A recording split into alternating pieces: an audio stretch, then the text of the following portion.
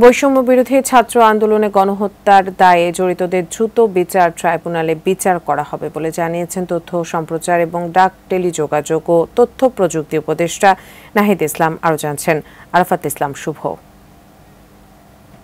নাফিজ নয়, রিকশার পাদানিতে ঝুলছিল যেন এক টুকরো বাংলাদেশ। ১৭ বছরের নাফিজের গুলিবিদ্ধ দেহ রক্ত ঝরে ঝরে নিথর হলেও মাথা থেকে খসে পড়েনি প্রিয় পতাকাটি। গত ৪ আগস্ট আন্দোলনে নিহত হন রাজধানীর বনানী বিদ্যানিকেতন স্কুল অ্যান্ড কলেজের একাদশ শ্রেণীর শিক্ষার্থী গোলাম নাফিজ। সোমবার রাতে শহীদ নাফিজের পরিবারের সঙ্গে দেখা করতে যান সরকারের ২ উপদেষ্টা। আন্দোলনের অন্যতম এই ২ নায়ককে কাছে পেয়ে কান্নায় ভেঙে পড়ে নাফিজের পরিবার।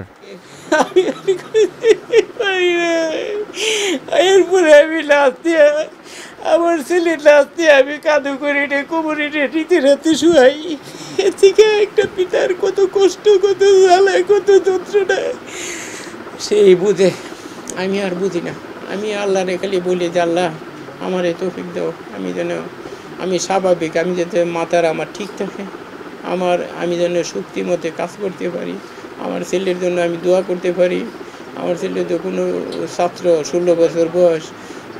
এই আমি আপনাদের মাধ্যমে জানতে চাই আমার ছেলেরে জাতীয় বীর হিসেবে প্রতীক দেওয়া হোক, স্বীকৃতি দেওয়া হোক, এবং ফারামগীর যে মারা গেছে তার নামে যেন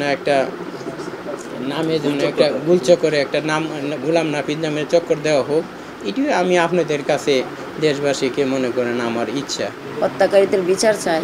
আমার মতো জানে আর এই বাংলার বুকে কোনো মায়ের বুক নিজের দেশের জন্য নিজের দেশে খালি না হয়, এটা আমি আমার দেশবাসীর কাছে দাবি। এবং এখনকার অন্তিমকালীন সরকার যাবতীয় কাছে দাবি যে এই যে আমরা সাইদের মারা আমরা বুঝতেছি সন্তান হারাবে থাকি, এর আগে আমরা জানতাম না। এবং যেই সন্তানগুলো হসপিটালে পড়ে আছে ওরা মারও আমার মতনই কষ্ট।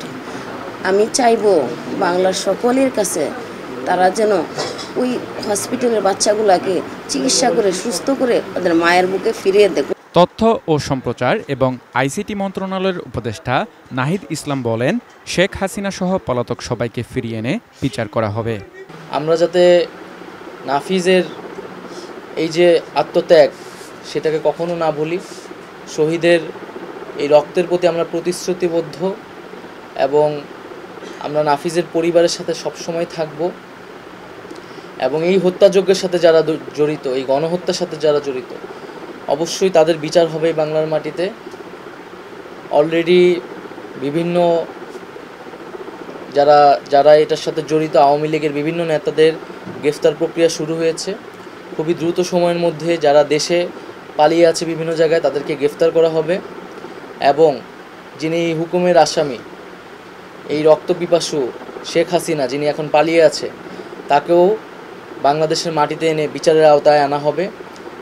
এবং আমরা সকলের কাছে আহ্বান জানাবো যে আপনারা এই যে জাতীয় বীর নাফিজ, এই নাফিজের যেই আত্মত্যাগ, সেই আত্মত্যাগের প্রতি আমরা সবসময় শ্রদ্ধাশীল থাকব। এবারই কলেজে ভর্তি হয়েছিলেন গোলাম নাফিজ। পরিবারের দ্বিতীয় সন্তানটির অকাল মৃত্যুর শোকে বিহ্বল স্বজনরা।